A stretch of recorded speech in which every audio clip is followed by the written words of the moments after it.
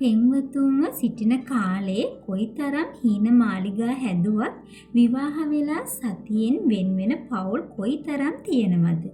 hina වෙලා ඇතැඟලි පටලවා ජීවිතේ පටන් ගන්න අලුත් අමුසැමියන් සමහර විට කැතිමන්නා අමෝරාගෙන පරුෂ වචනයෙන් බැනගෙන ලෝකයාම හිනස්සන අවස්ථා එමටයි. අද වැඩි දෙනෙක් හැමදාටම කියාගෙන ජීවිතේ පටන් ගත්තත් ඉන්නේ දෙපැත්තකට වෙලා. ඇයි මෙහෙම වෙන්නේ? පෞල් ප්‍රශ්න වලින් හෙම්බත් වුණු අපේ අහිංසක හිතේ ගිනි නිවන ඒ පින්වන්ත ගමනට අපි එකතු වෙමු. තරුණයෙකු තරුණියක මාපියන්ගේ ආශිර්වාද ඇතිව හෝ නැතිව යුග ජීවිතය ආරම්භ කරනු අපි දැක ඇත්තෙමු. ඔබ පෞල් ජීවිතය ආරම්භ කරන්නේ අපි අනිත් හැමෝටම වඩා හොඳ පෞල් ජීවිතයක් ගෙවනවා. ලස්සන පින්වන්ත පවුලක් හදාගන්නවා යන උතුම් පාරිශුද්ධ ප්‍රාර්ථනාවකිනි. ඒ වැඩි දෙනාගේ පෞල් ජීවිත වැඩි කලක් යන්නට මත්තෙන් නරකාදියක් බවට පත්වේ. බුද්ධ කාලයේ ජීවත් වුණු නකුල මාතා සහ නකුල පිතා හොඳ අමුසැමියන් ලෙස බුදුරජාණන් වහන්සේගෙන් පවා ගෞරව ලැබූහ. ප්‍රසාදේ දිනාගත්හ. ඔබටත් මව්පියන්ගේ ඥාතීන්ගේ හිතවතුන්ගේ ප්‍රසාදය ගෞරවය ලබන පෞල් ජීවිතයක් ගත කළ නොහැකිද? විවාහ වූ පසු ඔබ දෙපළ අතරේ ඇතැම් විට පුංචි ආරවුල් ඇති වෙනවා ඇති. මත ගැටුම් ඇති වෙනවා ඇති. ඒවා පුංචි තැනින්ම නිමා නොකර දුරදිග ගෙන ගොස් රෙදි පොට්ටනියත් ලෑස්ති කරගෙන දරුවොත් කර පින්නාගෙන ගෙදරින් යන තැනට පත් කරගන්නට ඔබ උත්සාහ කරන්නේ ඇයි? ඔබ ආයෙමත් යන්නේ මාපියන් ළඟටමයි. බිරිඳ එහෙම කරද්දී ඇතැන් සැමියන්ද මට උඹ එක්ක ඉන්න බෑ, මගේ ඔළුව හැරුණුවත්තේ යනවා කියාගෙන ගෙදරින් බසින අවස්ථාද නැතුව නොවේ.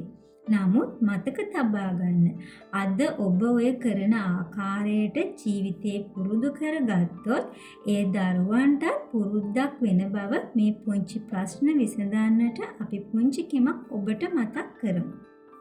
ඔබ අද හෙටම නගරයට ගිය වෙලාවක ඔබේ බිත්තියේ සවි කරගන්නට හැකි පුංචි බුදු පිළිමයක් නිවසට රැගෙන එන්න.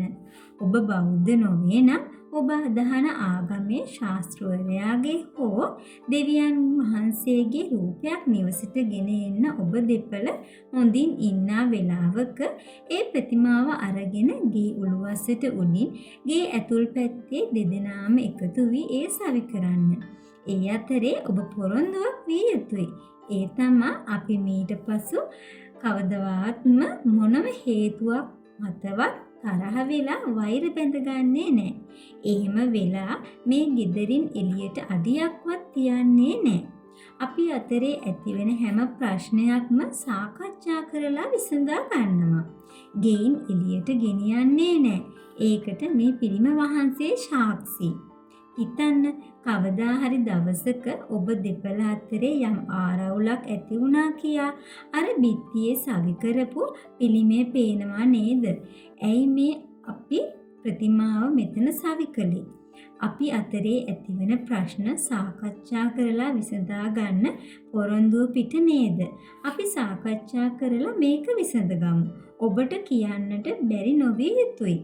ඔබේ පෞල් ප්‍රශ්න වෙන විසඳන්නට කෙනෙක් මැදිහත් නොවේ නම් දෙවියන් බුදුන් හරි මැදහත් කරවාගෙන ගෙදර ප්‍රශ්න විසඳා ගන්නට තරම්වත් පින් ඇති පුරුද්දක් ඇති කරගන්න. ඒත් අපි මෙහෙම හිතමු, ඔබේ සැමියා බිරිඳ දෙවියන් බුදුන් හෝ නොඅදහන අසත්පුරුෂ කෙනෙක් නම් ඔබ මොකද කරන්නේ?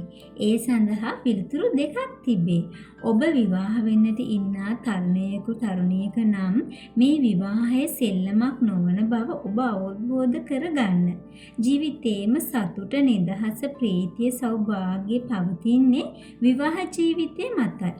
ඔබේ බිරිඳ සැමියා වෙන්න ඉන්න කෙනාට ආගමක් දහමක් තියනවාද කියා ඔබ පළමුව ටිකක් සොයා බලන්න.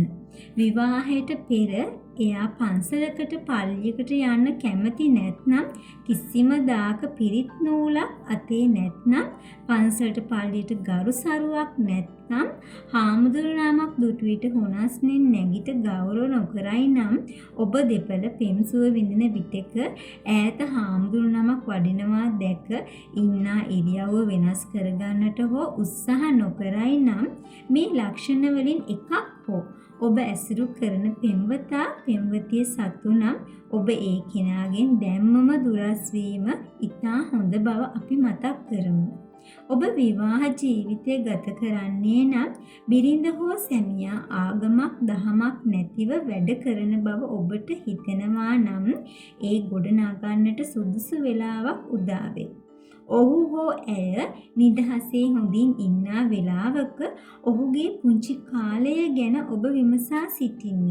එයා පුංචි කාලේ පන්සල් ගිය හැටි, පින්දහම් කළ හැටි, දහම් පාසල් ගිය හැටි අසත්පුරුෂ සැමියාගෙන් බිරිඳගෙන් ආදරයෙන් අසන්න. ඒ දේවල් ඔහු පවසන්නේ හරි උවමනාවෙන් සහ අගය කරමිනි. ඒ අනුව ඔබ අවශ්‍ය තැනට ඔහු හා ඇය යොමු කරවන්න. ඉක්මනින්ම ඒ අය අලුතින් පින්වන්ත ජීවිතයක් උදෙසා ගමන ආරම්භණු ඇත.